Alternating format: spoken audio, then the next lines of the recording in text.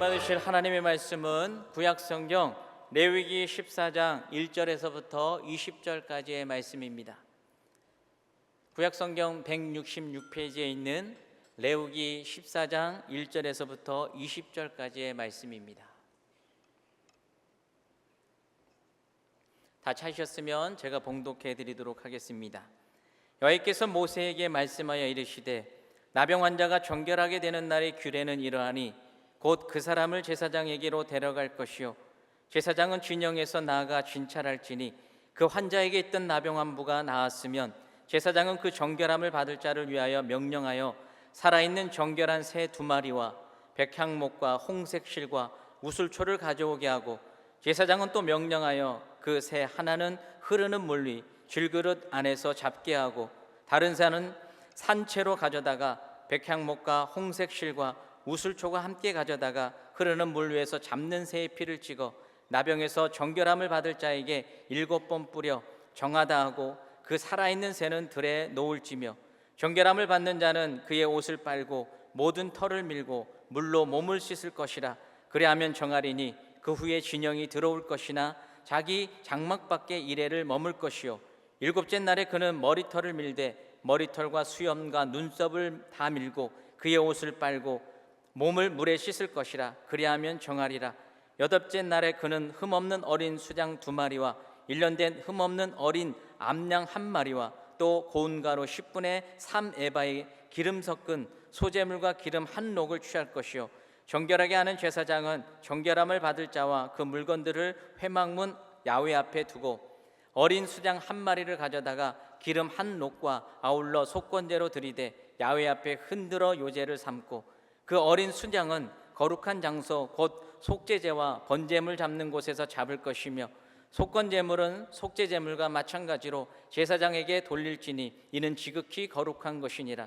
제사장은 그 속건제물의 피를 취하여 정결함을 받을 자의 오른쪽 귓부리와 오른쪽 엄지손가락과 오른쪽 엄지발가락에 바를 것이요 제사장은 또 그 1녹의 기름을 취하여 자기 왼손 손바닥에 따르고 오른손 쪽 손가락으로 왼쪽 손에 기름을 찍어 그 손가락으로 그것을 야훼 앞에 7번 뿌릴 것이요 손에 남은 기름은 제사장이 정결함을 받을 자의 오른쪽 귓부리와 오른쪽 엄지손가락과 오른쪽 엄지발가락 곧 속건제물의 피 위에 바를 것이며 아직도 그 손에 남은 기름은 제사장이 그 거룩 정결함을 받는 자의 머리에 바르고 제사장은 야훼 앞에서 그를 위하여 속죄하고 또 제사장은 속죄제를 드려 그 부정함으로 말미암아 정결함을 받을 자를 위하여 속죄하고 그 후에 번제물을 잡을 것이요 제사장은 그 번제와 소제를 제단에 드려 그를 위하여 속죄할 것이라. 그리하면 그가 정결하리라. 아멘.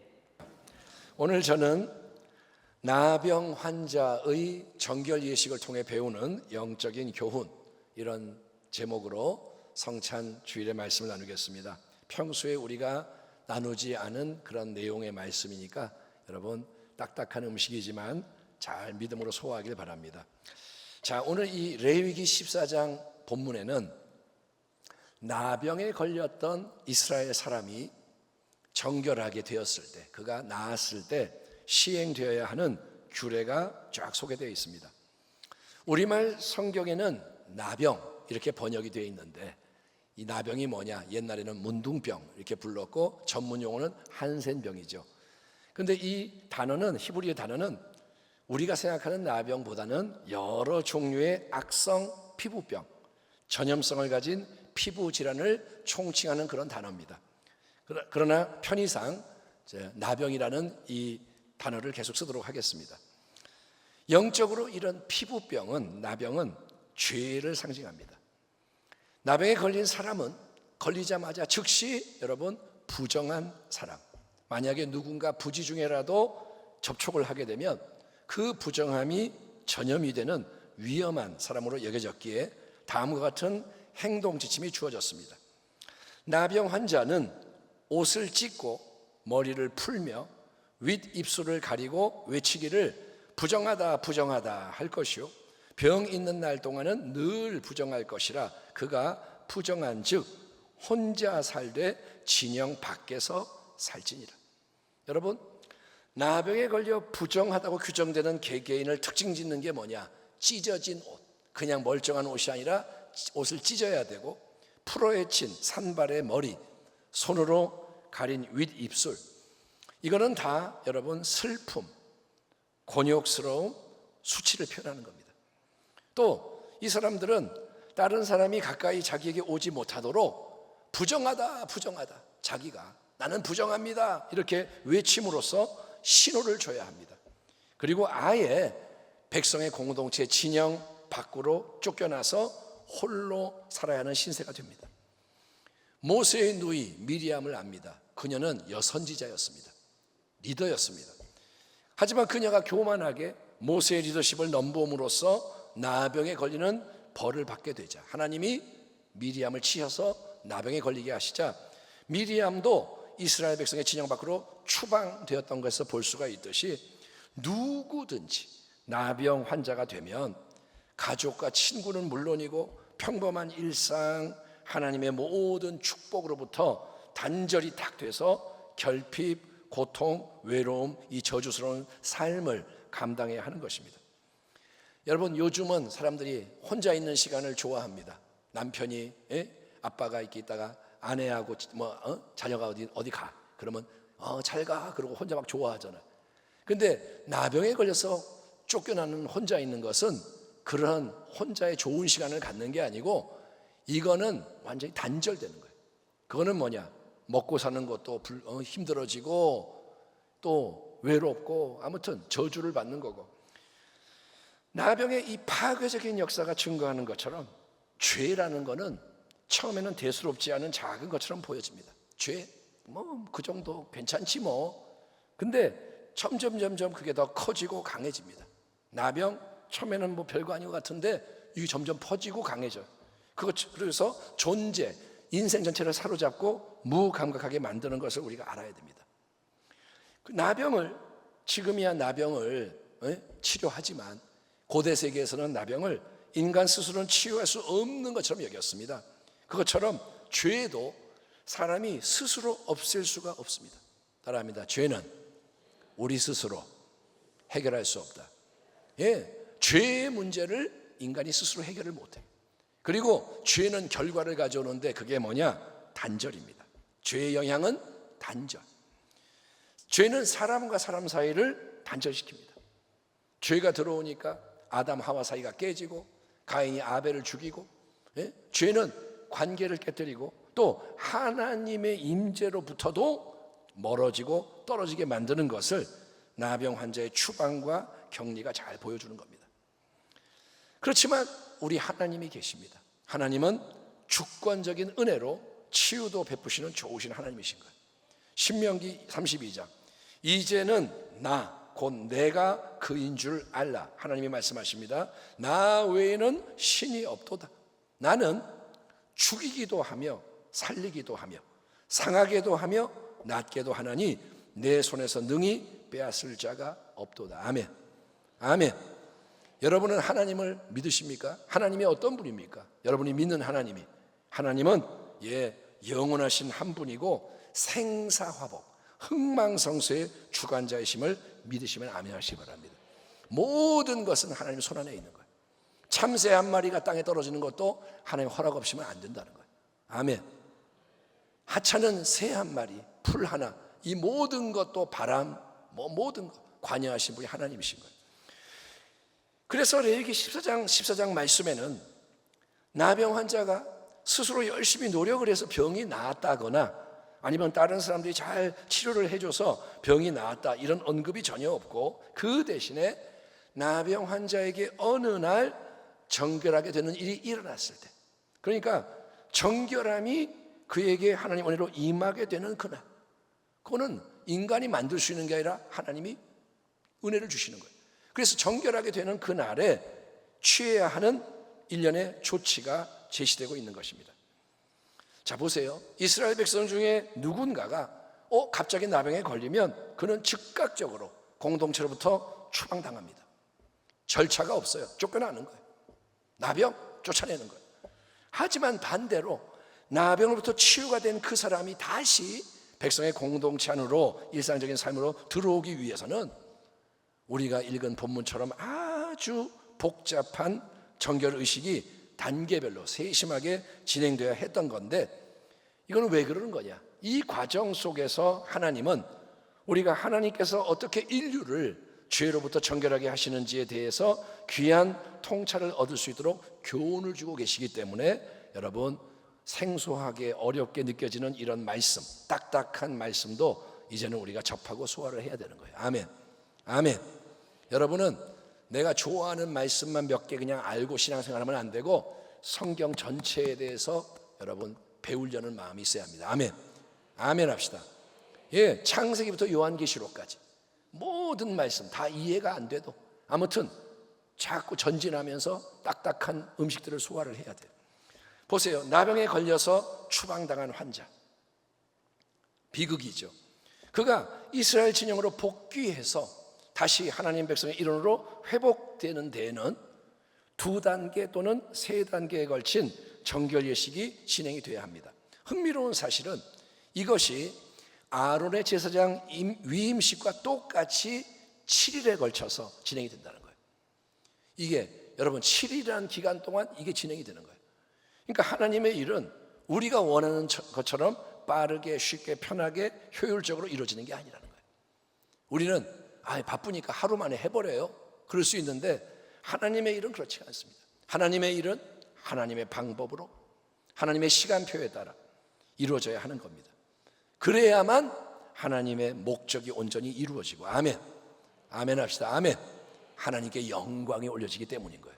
따라합니다. 하나님의 일은 하나님의 방법으로, 하나님의 때, 하나님의 목적대로 이루어져야 한다. 그래서 하나님의 일인 거예요. 그게 사람이 동참해도 하나님이 중심인 거예요. 정결 예식의 첫 번째 단계는 뭐냐? 일단 그 모든 것은 이스라엘 백성의 진영 밖에서 행해집니다. 이스라엘 백성이 모여있는 진영 바깥에서. 왜냐? 나병에 걸린 사람은 밖으로 쫓겨났습니다. 그래서 그에게 병에서 낫는 은혜가 임했다면 그는 안으로 들어갈 수가 없고, 아직 제사장을 진영 밖으로 오게 해서 진찰을 받고 그의 상태가 이제 아무 이상이 없구나, 정말로 병이 다 깨끗이 나았구나, 이 판결을 받아야 하는 겁니다. 먼저 여러분, 나병이 영적으로 죄를 상징한다는 점을 고려할 때 이것은 교회 공동체 안에서 죄에 대한 치리 문제가 아주 세심하게 다뤄져야 하는 중요한 문제임을 보여주는 부분입니다. 진정한 회개가 이루어지지 않은 상태에서 쉽게 사람을 용서하고 공동체 안에서 활동하게 한다면, 무슨 말이냐? 누가 어떤 이제 봉사를 하다가 잘못을 크게 했단 말이에요. 그러면 그냥 나 회개했어요. 그러면 그래 알았어. 그럼 또 일해. 이렇게 쉽게 한다면 마치 나병이 치유되지 않은 사람이 공동체 안에 들어와서 전체 병을 퍼뜨리는 불상사가 발생할 수 있는 것처럼, 죄의 오염과 부패라는 큰 위기를 공동체 전체에 초래할 수 있기 때문에 조심을 해야 한다는 거예요. 그러니까 용서는 좋은 거지만 하나님의 기준에서 이제 그게 다루어져야 하는 거지, 그냥 인간끼리 그래 봐줄게, 이게 은혜야, 이게 아니라는 거예요. 예? 나병이 걸린 사람이 치유가 안 됐는데 들어와 가지고 움직이면 다시 이게 퍼지는 거예요. 그래서 그런 부분을 우리가 조심을 해야 됩니다. 그래서 제사장이 나병에서 치유되었어요, 이 사람의 말만 듣고 그 사람이 나았다 선언하는 게 아닙니다. 너 나았어? 네, 나았어요. 그래 알았어. 이게 아니고 먼저 제사장이 꼼꼼히 진단을 하는 거예요. 살펴보는 거예요. 그렇게 진단을 쫙 한 결과 실제로 병으로부터 깨끗해진 것이 확인이 되었다면, 이제 제사장은 4절부터 7절에 기록되어 있는 다음과 같은 첫 번째 정결 의식을 진행을 합니다.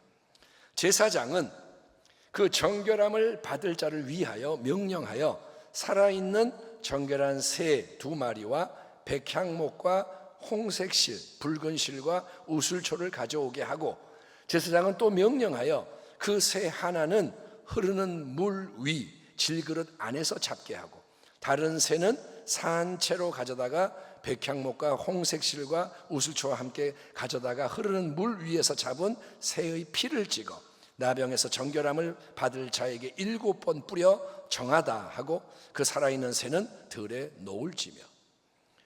먼저 제사장은 나병에서 나은 사람을 위해서 새 2마리, 백향목 가지, 홍색실, 우슬초를 가져오도록 명령을 합니다. 구체적으로 어떤 종류의 새 2마리를 가져와야 하는가? 예를 들면 비둘기 2마리, 참새 2마리 이렇게 지명되어 있지 않지만 그 2마리 새는 첫째로 살아있는 것이어야 하고, 죽은 새가 아니라 살아있는 새. 둘째는 정결한 새여야 합니다. 정결하다는 건 뭐냐? 율법에서 이거는 깨끗한 거야 라고 규정하는 거. 그러니까 까마귀나 올빼미나 독수리나 매 이런 종류처럼 부정하다고 여겨지는 새는 안 되고 깨끗하다 인정되는 새여야 한다는 거예요. 하나님의 말씀대로 해야 돼요. 그 2마리의 새를 가져와서 한 마리는 여러분 흐르는 물, 생수가 담긴 질그릇 안에서 잡아서 죽입니다. 질그릇 안에 생수가 담겨 있고 그 위에서 안에 그릇 속에 넣어서 죽이는 거예요. 이때 피가 흐릅니다. 그 피는 질그릇 안에 담긴 생수와 섞이게 되겠죠. 그러면 살아있는 다른 한 마리의 정한 새를 산채로 가져다가 우슬초와 함께 백향목의 홍색실로 묶어서 흐르는 물에서 잡은 새의 핏물 거기에 담가 적신 다음에 그 모든 것을 꺼내서 나병에서 깨끗하게 된 사람에게 7번 핏물을 뿌립니다. 우리가 잘 알다시피 성경에서 7이라는 숫자는 완전함을 상징하는 숫자입니다.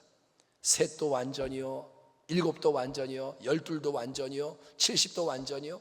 그런 완전의 숫자들이 있는데 7이 뭐냐? 완전하다 이런 뜻이 있는 거예요. 그러니까 7번 핏물을 뿌린다. 이거는 피의 정결케 하는 효력이 완전히 온전히 그 사람에게 발생하는 것을 상징하는 겁니다. 자, 그 다음에 제사장은 피 뿌림을 받은 그 사람을 향해서 너는 정하다, 정결하다 선언한 후에 살아있는 이 새를 들에서 놓아줘서 자유롭게 날아가게 만듭니다.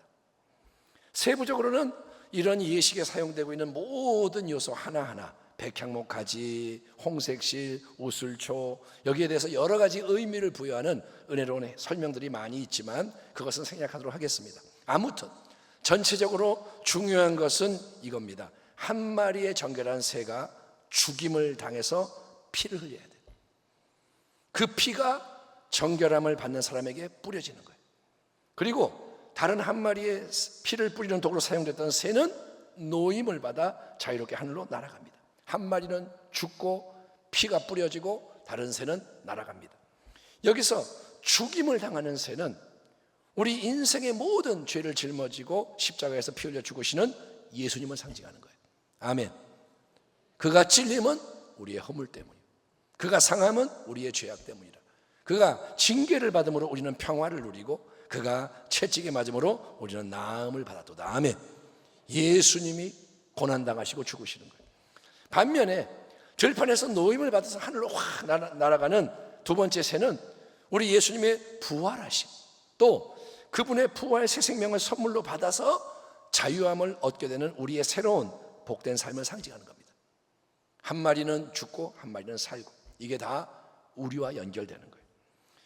자, 이렇게 첫 번째 기초적인 정결의식을 진행한 다음에는 중간 단계로서 치유된 사람이 다음과 같은 과정을 또 통과해야 합니다. 8절과 9절의 말씀을 함께 보겠습니다. 정결함을 받은 자는 그의 옷을 빨고 모든 털을 밀고 물로 몸을 씻을 것이라. 그리하면 정하리니 그 후에 진영에 들어올 것이나 자기 장막 밖에 이레를 머물 것이요, 7째 날에 그는 모든 털을 밀되 머리털과 수염과 눈썹을 다 밀고 그의 옷을 빨고 몸을 물에 씻을 것이라. 그리하면 정하리라. 자, 입고 있던 옷을 벗어서 빨아요. 몸에 있는 모든 털, 여기 보니까 머리털, 수염, 눈썹을 완전히 밀어버립니다. 그 다음에 몸을 깨끗하게 씻습니다. 이 세 가지 행동에서 우리는 부정함을 완전히 싹 철저히 제거한다는 의미를 이겨낼 수가 있습니다. 그러니까 죄라는 것에 대해서 우리는 절대로 가볍게 여기는 우를 범하지 말아야 합니다. 죄는 가벼운 게 아니에요. 대충 해도 되는 게 아니에요. 그거는 개개인만의 문제만이 아니라 반드시 주변 사람들, 공동체 전체에 영향을 미치기 때문인 거예요. 아간이 범죄하니까 이스라엘 전체가 패하는 거예요. 예? 집안에서 하나가 죄를 지면 온 가족에 영향이 가는 거예요. 그러니까 여러분, 죄에 대해서 경계하길 바랍니다. 아멘. 따라합니다. 죄를 미워해라. 죄를 허용하면 안 돼요. 죄를 허용하면 나병이 퍼지는 것처럼 당하는 거예요. 자, 자기 옷을 빨고 중간 단계 모든 털을 밀고 몸을 물로 깨끗이 씻은 사람은 드디어 백성의 진영, 공동체 안으로 들어오게 되는 거예요. 다시 그러니까 서로 간의 인간관계가 회복이 되고 연결이 되는 거예요. 어이구, 너 왔구나. 연결이 되는 거예요. 하지만 이렇게 백성의 진영에 들어왔다 해도 7일 동안은 아직 자기의 장막, 집에 들어가서 정상적인 생활을 할 수가 없습니다. 장막 밖에서 지내야 합니다. 7일 동안. 참 까다롭고 엄격하게 느껴지지 않습니까? 와, 이렇게 복잡한가? 까다로운가? 하지만 그런 불편함이나 의아함은 기꺼이 우리가 감수해야 합니다. 왜냐? 그게 하나님의 말씀, 그분의 뜻이기 때문에. 신앙의 본질은 단순합니다. 신앙의 본질이 뭐냐? 하나님을 경외하여 그분의 모든 말씀을 청종하고 순종하는 거예요. 따라합니다. 이해되지 않아도, 크게 합시다. 이해되지 않아도, 부대껴도 믿어야 한다. 아멘. 지금 오늘날 많은 사람들이 하는 말이 뭐냐? 아우, 이해가 안 돼. 그럼 안 믿는 거예요. 마음에 안 맞아. 안 믿을래. 아니요. 이해가 돼서 믿는 게 아니고 하나님의 말씀은 믿을 때 이해가 되는 거예요. 아멘. 믿어야 체험이 되고 이해가 되는 거예요. 그거를 내 인간의 생각으로 판단해서 뭐 되니 안 되니 이러면 안 되고, 하나님이 하라 그러면 토를 달지 말자. 따라합니다. 하나님 말씀에는, 크게 하나님 말씀에는 토를 달지 마라. 아멘. 그래야 여러분이 믿음의 길에서 전진할 수 있는 거예요. 그렇게 여러분 일주일을 다소 애매한 상태에서 보낸 후에 공동체 안에 들어왔지만, 진영에 들어왔지만 자기 장막에 들어가지 못하고 경계선에서 애매하게 있는 다음에 회복의 중간 과정은 이제 그 사람이 일주일 후에 또다시 모든 털을 밀고 그의 옷을 빨고 몸을 물에 씻음으로써 종료가 됩니다. 그러면 비로소 그는 정한 자로 인정을 받게 되는 겁니다. 여러분, 어떤 일에 우리가 항의할 때 삭발식을 하잖아요. 머리를 싹 밀어버려요. 그러면 어이구 큰일 났다 이렇게 하는데, 여러분의 머리털을 민다고 생각해 보세요. 눈썹도 밀고 수염도 밀고, 그러면 어떤 꼴이 되겠습니까? 그거를 한 번만 하는 게 아니라 두 번씩 하는 거예요. 자기의 머리털, 수염, 눈썹을 미는 행위는 투명하게 모든 게 드러나는 행위입니다. 남아있을지도 모르는 상처, 피부의 염증, 이런 거를 하나님 앞에서만이 아니라 다른 사람 앞에서 숨기지 못하게 드러내는 거예요. 또 목욕을 하고 옷을 빠는 행위는 피부병의 흔적과 과거, 모든 더러움을 씻어내는 상징입니다. 이렇게 거듭해서 철저하게 옛것을 처리하는 절차를 거친 후에 드디어 8일째가 되는 의식의 마지막 날을 맞이하게 됩니다. 이게 이제 세 번째 마지막 단계인 거예요. 이 날은 온 백성의 진영 한가운데서 공개적으로 진정한 새 출발이 이루어지는 날로서 다음과 같은 긴 절차가 진행이 됩니다. 8째 날에 그는 흠없는 어린 수양 2마리와 1년 된 흠없는 어린 암양 1마리와 또 고운 가루 10분의 3 에바에 기름 섞은 소재물과 기름 한 록을 취할 것이요, 한 록은 0.31리터. 정결하게 하는 제사장은 정결함을 받는 자와 그 물건들을 회막문 야훼 앞에 두고 어린 수양 1마리를 가져다가 기름 한 록과 아울러 속건제로 드리되 야훼 앞에 흔들어 요제를 삼고, 그 어린 수양은 거룩한 장소 곧 속죄제와 번제물 잡는 곳에서 잡을 것이며, 속건제물은 속죄제물과 마찬가지로 제사장에게 돌릴지니 이는 지극히 거룩한 것이니라. 제사장은 그 속건제물의 피를 취하여 정결함을 받을 자의 오른쪽 귓뿌리와 오른쪽 엄지손가락과 오른쪽 엄지발가락에 바를 것이요, 제사장은 또 그 한 록의 기름을 취하여 자기 왼쪽 손바닥에 따르고 오른쪽 손가락으로 왼쪽 손에 기름을 찍어 그 손가락으로 그것을 야훼 앞에 7번 뿌릴 것이요, 손에 남은 기름은 제사장이 정결함을 받을 자의 오른쪽 귓뿌리와 오른쪽 엄지손가락과 오른쪽 엄지발가락 곧 속건 제물의 피 위에 바를 것이며, 아직도 그 손에 남아있는 기름은 제사장이 그 정결함을 받는 자의 머리에 바르고, 제사장은 야훼 앞에서 그를 위하여 속죄하고, 또 제사장은 속죄제를 드려 그 부정함으로 말미암아 정결함을 받을 자를 위하여 속죄하고, 그 후에 번제물을 잡을 것이요, 제사장은 그 번제와 소제를 제단에 드려 그를 위하여 속죄할 것이라. 그리하면 그가 정결하리라. 저는 우리가 이제 이 구약 시대의 방식에 따라 모든 걸 행하지 않아도 되는 은혜에 대해서 무지무지 감사할 뿐입니다. 제가 목사니까 이제 제사장이라고 할 때 저는 지금 제가 읽은 거 다 기억도 안 나요. 그러니까 매번 이렇게 복잡하고 까다로운 절차들을 통해서 하나하나 하나님의 뜻을 이루어야 한다면 얼마나 힘들고 괴롭고 피곤하겠습니까? 우리가 신약 시대에 사는 거는 큰 은혜인 거예요. 아멘. 아멘. 여러분이 병 걸렸다가 코로나 걸렸다가 돌아올 때 이렇게 제사 드리고 이렇게 안 하잖아요. 하지만 우리가 다시 한번 되새겨야 하는 중요한 진리, 동시에 기억해야 할 진리는 이거예요. 구약과 신약은 절대로 따로따로가 아닙니다. 신약을 통해 구약이 완성되기 때문에 우리는 구약이 제시하고 있는 영적인 근본 원리라도 그걸 더 깊이 깨닫고 합당하게 적용하는 지혜자가 되어야 한다는 거예요. 아멘. 아멘 합시다. 구약 성경은 이상해, 잘 모르겠어, 나 이거 안 읽을래, 이게 아니라 구약 성경에 써 있는 것도 하나님의 뜻대로 이해를 해서 적용을 해야 되는 거예요. 적절하게. 구약대로 똑같이 행하는 건 아니지만 그 속에 담긴 영적 원리에 대해서 깨닫고 신앙을 점검을 해야 돼요. 제가 느끼기에는 우리가 너무 우리식으로 편하게 믿어요. 하나님의 원리가 있는데 무지해. 그리고 내 마음대로 믿는 거예요, 그냥. 그렇게 믿다가 마지막에 낭패를 당하면 어쩌냐 이겁니다. 자, 진영에 들어온 지 8일째 되는 새 출발의 날, 치유받은 나병 환자가 드디어 어디로 인도됩니까? 여러분, 성막, 회막으로 인도가 돼서 여러 제사 제물과 함께 그 사람이 하나님께 드려지는 거예요. 이는 가장 중요한 하나님과의 영적인 교제가 회복되는 것을 상징하는 것입니다. 자, 진영에 들어와서 사람들과 연결이 되었지만 이제 회막 앞에 가는 게 뭐냐? 하나님과의 교제가 회복이 되는 겁니다. 그러니 당사자나 가족의 입장에서 이게 얼마나 기쁘고 감사하고 행복한 일이겠습니까? 사랑하는 성도 여러분, 여러분의 남은 생애 동안 항상 이런 참된 예배의 감동이 있기를 주의 이름으로 축원합니다. 아멘. 또 예배 드려야 돼? 이게 아니라 내가 진영에서 쫓겨났다가 진영 안에 들어와서 회막 앞에 설 때의 그 감격, 나 같은 죄인 살리심, 주 은혜 놀라워, 그런 예배의 감동이 있기를 바랍니다. 아멘.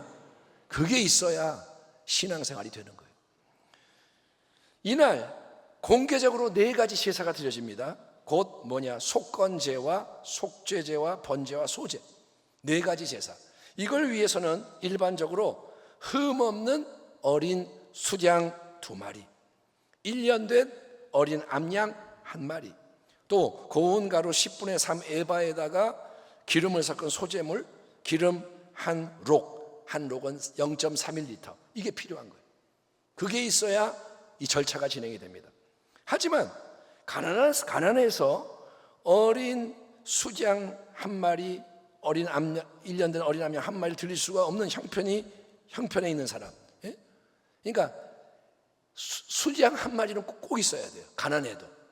그게 속건제를 위해서는 하나님이 그걸 요구하시니까 가난해도 1마리는 드려야 되는데, 근데 형편이 안 돼서 또 1마리의 양, 또 1마리의 암양 안 되는 사람을 위해서는 22절을 보니까 여러분, 제사에 드리는 짐승을 산 비둘기 2이나 집 비둘기 새끼 2로 대체할 수 있도록 하나님은 특별 규례, 예외적인 규례도 함께 주시는 겁니다.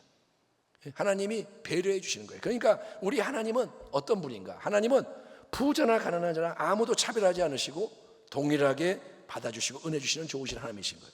아멘. 하나님이 넌 가난해? 그럼 너는 안 돼. 이게 아니라 하나님은 우리 한 사람 한 사람 형편, 처지, 상황 모든 걸 다 보고 계세요. 알고 계세요. 그리고 하나님은 항상 합당한 은혜의 문을 열어놓고 계시는 분인 거예요. 아멘. 그러니 우리는 있는 모습 그대로 하나님께 나아가면 되는 거예요. 아멘. 예, 지금 이 시간 내 모습이 어떠하든 있는 모습 그대로 나가면 됩니다. 다만 은혜를 남용하며 하나님을 속이려 해서는 안 되겠죠. 이게 무슨 말이냐? 내가 어린 수장 2마리, 어린 암양 1마리를 충분히 드릴 수 있는데도 그게 아깝다고 가난한 사람처럼 산비둘기, 집비둘기 2마리로 대체하려고 한다면, 사람은 속일 수 있겠지만 그거는 인간적으로 똑똑해 보이더라도 하나님 앞에서는 그보다 어리석고 위험한 일이 없다는 겁니다. 여러분은 아나니아 삽비라가 자초한 심판의 비극을 잊지 마십시오. 하나님을 속이려 하지 말라는 거예요. 하나님 앞에서는 정직해야 돼요. 아멘. 아멘. 따라합니다. 어차피 숨길 수 없다. 하나님은 어차피 알고 계세요. 내가 말을 안 해도 알고 계세요. 그러니 자백하라는 거예요. 하나님을 위해서, 하나님 모르고 계셨죠? 알려드릴게요가 아니라 내가 하나님 앞에 바로 서기 위해서 진실하고 겸비하고 여러분 정직한 주의 백성 되기를 바랍니다. 항상 하나님을 경외하세요. 본문에서 드려지는 제사는 쭉 보면 대체로 통상적인 의식 절차를 따라 진행이 됩니다. 다른 데 써 있는 대로 제사가 드려져요. 번제, 소제. 근데 가장 눈에 띄는 중요한 한 가지 차이점, 일반적인 제사와의 차이점이 뭔지를 아시겠습니까? 그거는 바로 피와 기름을 바르는 의식이 추가되는 겁니다. 이게 오늘 설교에서 가장 어쩌면 중요한 부분 같아요. 제사장은 제일 먼저 드려지는 속건 제물의 어린 수장, 그 피를 가져다가 정결함을 받는 사람의 몸 3군데에 발라야 합니다. 그 부위는 어디냐? 그 사람의 오른쪽 귓불이, 오른쪽 엄지손가락, 그리고 오른쪽 엄지발가락. 3군데, 오른쪽 귓불이, 왼쪽이 아니라 오른쪽입니다. 귓불이, 엄지손가락, 엄지발가락. 속건제 희생의 피를 이 3부위, 오른쪽 귓불이, 오른쪽 엄지손가락, 오른쪽 엄지발가락에 바르는 것은 제사장의 위임식 때 행해지는 정결 의식과 동일한 거예요. 아론을 제사장으로 세울 때 아론의 귓불이, 오른쪽 귓불이, 엄지손가락, 엄지발가락에 피를 발랐습니다. 근데 나병에서 치유된 사람이 회막 앞에서도 똑같이 그런 의식을 치릅니다. 여러분, 제사장을 세울 때 그렇게 몸에 3군데 제물의 피를 발랐던 의식이 똑같이 행해지는 것에는 어떤 영적인 메시지가 담겨 있느냐? 먼저 피를 오른쪽 귓부리에 바르는 것은 듣는 것을 성별해서 더 이상 세상에 악한 소리를 듣지 않는 걸 의미합니다. 아멘. 아멘. 귀에 피를 바르는 게 뭐냐? 그거는 예수의 보혈을 바르는 거예요. 자꾸 세상 소리, 사람들 소리 듣다 보면 마음과 삶이 그쪽으로 기울어지기 마련인 거예요. 네? 약장사가 계속 약장사가 얘기하는 거 듣고 있으면 약을 사게 돼요. 네? 보이스피싱 자꾸 이게 듣다 보면 끌려가게 돼 있어요. 그래서 듣는 것을 조심하라 이거예요. 근본적으로 예수님의 보혈을 귀에 발라서 여러분 마귀의 미혹하는 음성을 차단해야 하는 것입니다. 여러분의 귀가 성결해지기를 축원합니다. 아멘. 또 오른쪽 엄지손가락에 피를 바르는 것은 손인데, 손가락은 손이죠. 손은 뭐냐? 우리의 행위를 말합니다. 예수님의 보혈을 우리의 행위에 덮어서 보호받아야 하는 것을 의미합니다. 예수 보혈의 권세를 믿음으로 적용해서 보혈 아래 거할 때, 따라합니다. 보혈 아래 거해야 한다. 눈에 보혈이 안 보이잖아요. 믿음으로 보혈을 뿌려서, 아멘. 보혈 아래 거할 때 악한 원수는 우리의 행위를 건들 수가 없게 된다는 거예요. 마귀가 틈을 타지 못하는 거예요. 그 다음에 오른쪽 엄지 발가락에도 피를 바릅니다. 발은 우리가 걸어 다니는 매 순간의 여정을, 인생 여정을 의미합니다. 그러므로 예수의 보혈을 의지하고 적용할 때 우리는 마귀가 이끄는 악한 길이 아니라 하나님이 원하시는 복 있는 자의 의로운 길 위에서 동행할 수가 있습니다. 예수님과 동행할 수가 있는 거예요. 자, 그러나 이 마지막 정결 예식에서 피를 바르는 게 끝이 아니고 그 다음에 제사장이 이제 뭘 하느냐? 기름을 취해서 수행하는 과정이 이어지는 거예요. 피와 기름인 거예요. 한 록의 기름 0.31리터 기름 가져온 것 중에서 일부를 제사장이 자기의 왼쪽 손바닥에다 따릅니다. 기름을 붓는 거예요. 일부를. 그 다음에 오른쪽 손가락으로 그 기름을 찍어서 야훼 앞에 7번 뿌린다고 했습니다. 7이라는 숫자는 완전함을 상징한다고 했죠. 그러니까 이것은 완전한 기름 부음의 은혜, 성령 충만의 은혜가 임하는 걸 상징하는 거예요. 그 다음에 제사장이 왼쪽 손바닥에 남아있는 기름을 또 찍어서 어디에 바르느냐? 그는 이미 속건 제물의 피가 발라져 있는 그 사람의 세 부위, 어디죠? 그러니까 오른쪽 귓뿌리, 오른쪽 엄지손가락, 오른쪽 엄지발가락, 피가 발라져 있는 그 위에 추가로 또 기름을 바르는 거예요. 피 위에 기름을 바릅니다. 그리고 여전히 제사장의 왼쪽 손바닥에 남아있는 기름은 마지막으로 싹 비벼서 이제 정결함을 받는 사람의 머리에다가 다 발라줍니다. 이 모든 게 의미하는 바가 뭘까요? 이걸 왜 할까요? 그것은 항상, 이게 중요합니다, 예수님의 보혈과 성령의 역사하심이 함께 가야 한다는 거예요. 아멘. 보혈만 있는 게 아니고 또 기름만, 성령만 있는 게 아니고 보혈이 먼저고 성령이 함께 가는 거예요. 오직 예수님의 보혈이 발라진 곳에 성령님이 새롭게 임하고 역사하신다는 거예요. 그게 하나님이 정해놓으신 영적 원리인 거예요. 아멘. 그도 그럴 것이, 보혜사 성령님은 어떤 분이냐? 그분은 예수님을 높이고 증거하는 예수님의 영인 거예요. 성령님은 예수님의 영인 거예요. 아멘. 여러분, 성령이 임하셔서 나는 성령이야, 나를 경배해, 예수님은 사랑하지 말고 나를 사랑해, 이렇게 안 해요. 그건 악령이에요. 성령은 자기를 드러내지 않고 예수님을 높이는 거예요. 그렇기 때문에 성령님은 항상 예수님의 십자가 보혈의 진리가 선포되고 적용되는 곳에 임하고 역사하시는 거고, 그게 바로 성령님과 모든 악하고 더러운 영의 근본적인 차이입니다. 악한 영도 능력이 있어요. 기적을 행할 수 있어요. 그러나 차이가 뭐냐?